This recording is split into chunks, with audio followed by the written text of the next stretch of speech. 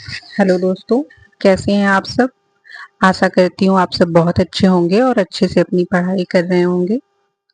दोस्तों, अप्रैल 2025 में पेपर हुआ था असिस्टेंट प्रोफेसर का। यूपीएचएससी जो पेपर कराती है एडेड महाविद्यालयों का, उसका पेपर हुआ था अप्रैल में, जो कि कैंसिल हो गया है और उसका री एग्जाम पुनः अप्रैल में 2026 में होने वाला है। तो वो पेपर में जो जीएस का प्रश्न आया था वो आज हम लोग हल करेंगे और देखेंगे कि क्या क्या प्रश्न, कैसे प्रश्न बने थे।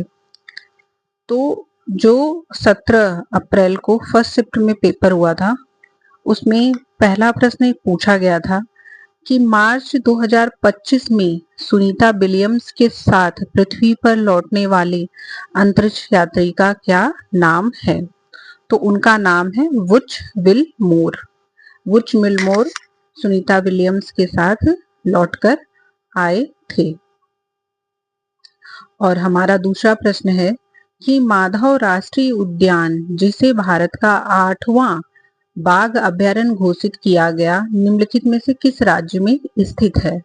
तो वह है मध्य प्रदेश में।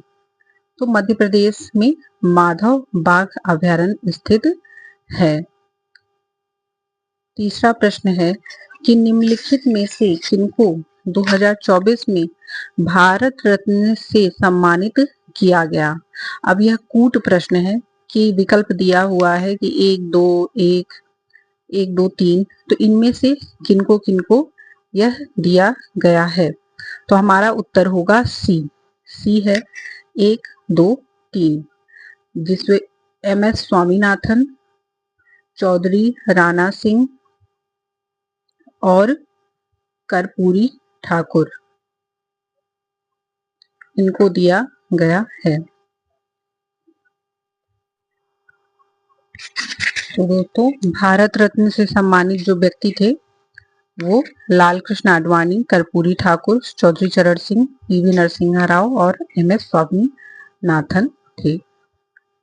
अब अगला प्रश्न है कि महादेवी वन्यजीव अभयारण्य निम्नलिखित में से किस राज्य में स्थित है। तो महादेवी वन्यजीव अभयारण्य गोवा राज्य में स्थित है। यह अभयारण्य पश्चिमी घाट का हिस्सा है। अगला प्रश्न है जो कि 5वां प्रश्न है कि हमारे दांत का ऊपरी भाग कठोर इनेमल से ढका रहता है, जो मुख्यतः बने होते हैं कैल्शियम फास्फेट। सी है उत्तर इसका कि कैल्शियम फास्फेट से बने रहते हैं। साइंस से संबंधित प्रश्न हो गया। 6वां प्रश्न है कि एनईपी 2020 के अनुसार माध्यमिक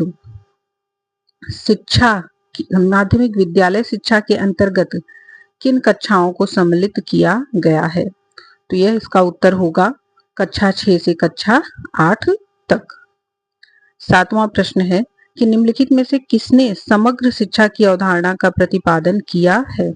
तो श्री अरबिंदो ने समग्र शिक्षा का प्रतिपादन किया है। समग्र शिक्षा व्यक्ति के पूर्ण विकास को सुनिश्चित करना, जिसमें केवल बौद्धिक विकास नहीं बल्कि शारीरिक, मानसिक, नैतिक, आध्यात्मिक सभी विकास सम्मिलित हों।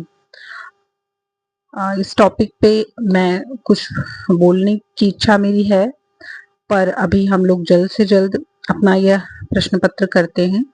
बाद में ये समग्र शिक्षा और बच्चे के संपूर्ण विकास वाले टॉपिक पे अलग से एक वीडियो बनाऊंगी।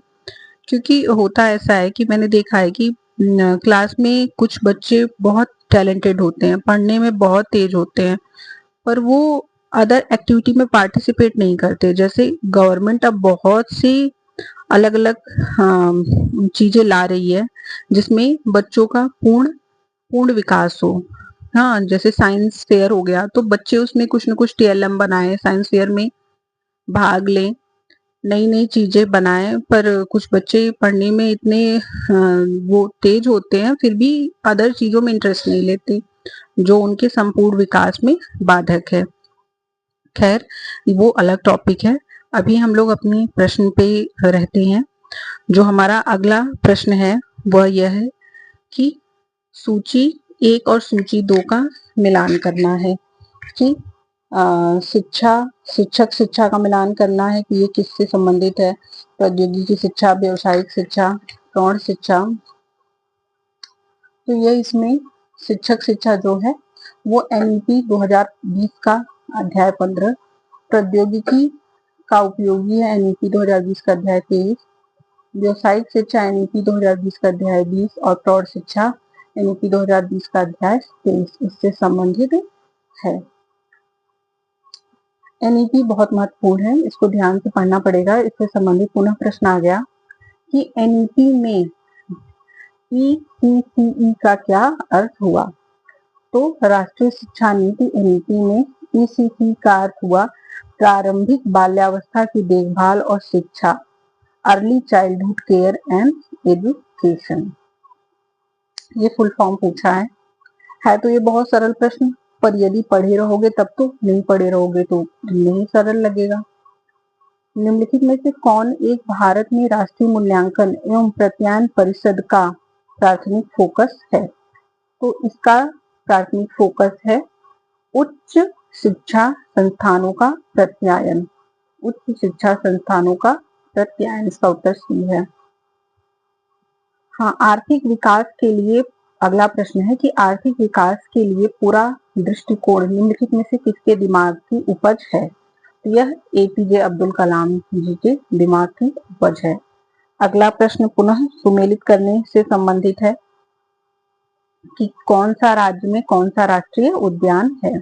तो राजस्थान में है केवलादेव राष्ट्रीय उद्यान, छत्तीसगढ़ में है इंद्रावती राष्ट्रीय उद्यान, असम में है मानस राष्ट्रीय उद्यान, हिमाचल प्रदेश में है पिन वैली राष्ट्रीय उद्यान। रियो 20 मूलतः निम्नलिखित में से किससे संबंधित है। तो रियो 20 सतत विकास से संबंधित है। यह भी बहुत ही सरल प्रश्न है, पीसीएस वगैरह परीक्षा में बार बार पूछा जाता है। फिर एनपीआर का क्या अर्थ हुआ।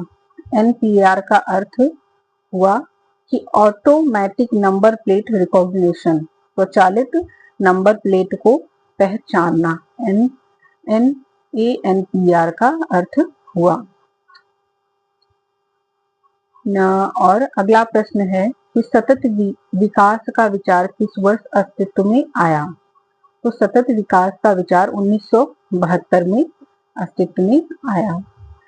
फिर अगला प्रश्न है कि निम्नलिखित में से कौन एक ग्रीन हाउस गैस है। तो मीथेन निम्नलिखित में से ग्रीन हाउस गैस है। यह साइंस में बहुत ही महत्वपूर्ण प्रश्न है, बार बार पूछा जाता है कि प्रमुख ग्रीन हाउस गैस कौन है। तो जलवाष्प, carbon dioxide, methane, ozone, nitrous oxide, chlorofluorocarbon, helium, hydrogen और कार्बन मोनोऑक्साइड ग्रीन हाउस गैसें नहीं है। ये क्या है, हाँ ग्रीन हाउस है, कार्बन ये है, और ये जो हीलियम, हाइड्रोजन और कार्बन मोनोऑक्साइड है ये ग्रीन हाउस गैस नहीं है। और ग्रीन हाउस गैसें कौन कौन है, जलवाष्प, carbon dioxide, methane, ozone, nitrous oxide, chlorofluorocarbon. और यह नहीं है। ऐसे प्रश्न बनते हैं कि कौन सा है और कौन सा नहीं है।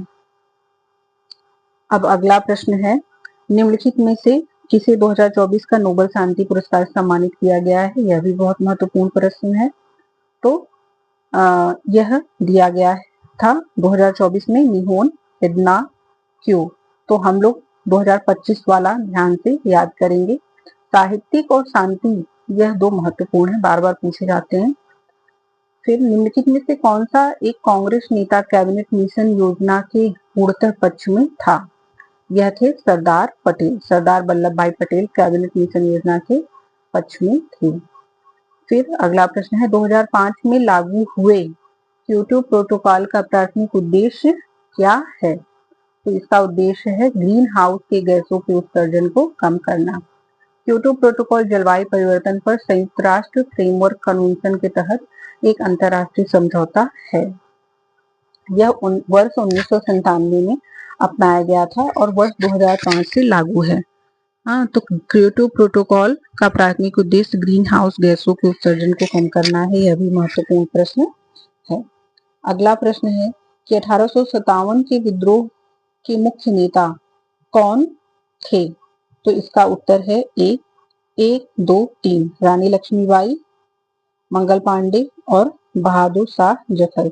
ये लोग जो है 1857 की क्रांति के मुख्य नेता हैं।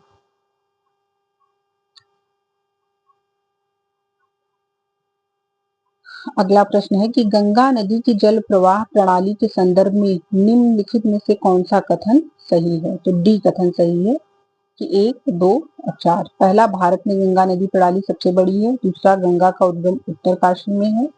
और अगला जो सही है कि सोन नदी गंगा के दाहिने तट की ओर तट की प्रमुख सहायक नदी है। यह कूट प्रश्न है, कई कथन दे दिए गए हैं, कौन सा कथन सही है कौन सा नहीं। ज्योग्राफी से संबंधित थोड़ा टफ प्रश्न है ये। खैबर दर्रा निम्नलिखित में से किस किस देश में स्थित है? यह पाकिस्तान में है।